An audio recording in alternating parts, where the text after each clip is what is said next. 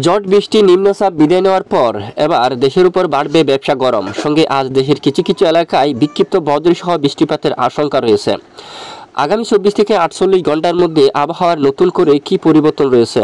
দেশের উত্তরাঞ্চল আবহাওয়া থেকে শুরু করে দেশের মধ্য অঞ্চল, দক্ষিণাঞ্চল, ভারতের পশ্চিমবঙ্গ সহ উত্তরবঙ্গ, আসাম, ত্রিপুরা এবং বাংলাদেশের 64 জেলার মধ্যে কোন কোন জেলাগুলোর উপর বৃষ্টিপাতের সম্ভাবনা রয়েছে তা জানিয়ে দেওয়া হবে। পাশাপাশি তাপমাত্রা কেমন থাকবে, ব্যবসা গরম থাকবে কিনা বা দেশের কোথাও দমকা জড়ো বাতাস বয়ে যাবে কিনা তা জানিয়ে দেব।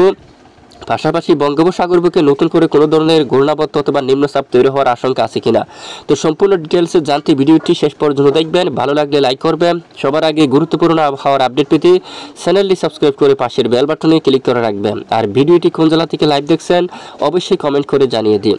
এই মুহূর্তে আজ সরাসরি উপগ্রহ চিত্র মোডে আমরা দেখতে পাচ্ছি খুলনা, বরিশাল, রাজধানী ঢাকা বিভাগের কিছু কিছু এলাকায় প্রচণ্ড মেঘমালা তৈরি হচ্ছে। সঙ্গে খুলনা বিভাগের কিছু কিছু অংশে বিক্ষিপ্ত বজ্রসহ বৃষ্টিপাত হচ্ছে। এদিকে খুলনা, বরিশাল এবং চট্টগ্রাম বিভাগের কিছু কিছু এলাকায় আজ বিক্ষিপ্ত বজ্রসহ বৃষ্টিপাতের সম্ভাবনা রয়েছে। রাজধানী ঢাকা বিভাগের বেশ কিছু এলাকায় সামান্য মেঘের আনাগোনা রয়েছে। দেশের উত্তরাঞ্চল, রংপুর, ময়মনসিংহ এবং সিলেট বিভাগের কিছু কিছু এলাকায় হালকা মেঘের আনাগোনা শুরু হচ্ছে। সঙ্গে কিছু কিছু এলাকায় বিক্ষিপ্ত বজ্রবাহী মেঘ তৈরি হয়ে আংশিক ঝড় বৃষ্টি হওয়ার সম্ভাবনা থাকবে। তবে ভয়াবহ ভারী বৃষ্টিপাত হওয়ার সম্ভাবনা নেই, একেবারে বর্ষার মতো ভারী বৃষ্টিপাত হওয়ার সম্ভাবনা নেই। এখানে দক্ষিণ উপকূলীয় অঞ্চলে কিছুটা কালবৈশাখীর মতো ঝড় বৃষ্টিপাত হতে পারে। আর দেশের কোথাও দমকা জড়ো বাতাসও তেমনভাবে ভয়াবহ আকার নেই। আর আগামী কয়েকদিনের মধ্যেও দেশের উপর তেমন দমকা জোড়া হাওয়াও কিন্তু বয়ে যাওয়ার সম্ভাবনা নেই। তবে উত্তরাঞ্চলে বাড়তে পারে ব্যবসা গুমট গরম।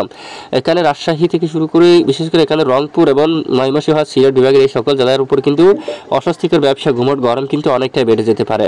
তো বৃষ্টিপাতের সম্ভাবনা কতটুকু আসুন আমরা দেখিয়ে দিচ্ছি।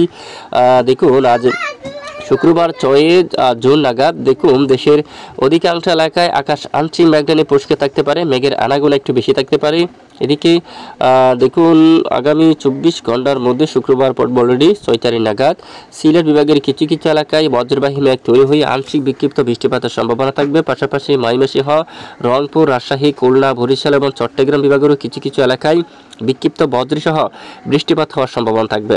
এছাড়া দেশের অন্যান্য এলাকায় আকাশ প্রায় পরিষ্কার থাকার সম্ভাবনা রয়েছে। শনিবার 7 জুন নাগাদও দেশের কিছু কিছু এলাকায় পূর্ব দিকে সিলেট এবং ত্রিপুরা রাজ্যের কিছু কিছু অংশে বিক্ষিপ্ত বজ্রসহ বৃষ্টিপাত হওয়ার সম্ভাবনা থাকবে। এছাড়া বাকি এলাকায় আকাশ প্রায় পরিষ্কার থাকার সম্ভাবনা রয়েছে। এছাড়া আগামী কয়েকদিনের মধ্যে উত্তরাঞ্চলের রংপুর এখানে বেশ কিছু এলাকায় ব্যবসা গরম বাড়তে পারে। দিনাজপুর, ঠাকুরগাঁও, পঞ্চগড়, শিলিগুড়ি, কোচবিহার, রংপুর, ডুবুরি, তারপর গাইবান্ধা অঞ্চল, সরিষাবাড়ি, ময়মনসিংহ, কিশোরগঞ্জ, মাদান, বিশ্বনবাবপুর সহ মৌলভীবাজার, লাখাই, কিশোরগঞ্জ, সিলেট, তারপর এদিকে আগরতলা, আমরাপুর থেকে শুরু করে আশেপাশের অনেক এলাকায় অস্বস্তিকর ঘুমট ব্যবসা গরম কিন্তু অনেকটাই বেড়ে যেতে পারে। এছাড়া মূলত জুন মাসের মাঝামাঝি সময়ের মধ্যে বঙ্গোপসাগর উত্তাল হয়ে উঠতে পারে।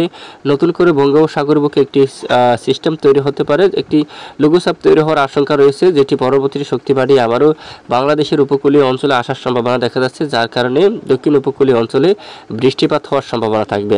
এ হচ্ছে মূলত চলমান আবহাওয়ার পূর্বাভাস। আর এই মুহূর্তে পশ্চিমবঙ্গের আকাশের দিকে যদি আমরা একটু নজর করি, আংশিক মেঘলা আকাশ রয়েছে, তেমন ঝড় বৃষ্টিপাত নেই। খুলনা, বরিশাল এখানে ঢাকা বিভাগের কিছু কিছু এলাকায় বৃষ্টিপাত থাকছে। আর এদিকে বঙ্গোপসাগরীয় কিছুটা মেঘমালা তৈরি হচ্ছে, বৃষ্টির মেঘ তৈরি হচ্ছে, সঙ্গে বজ্রসহ বৃষ্টিপাত হচ্ছে। তবে বেশিরভাগ স্থানে পরিষ্কার রয়েছে।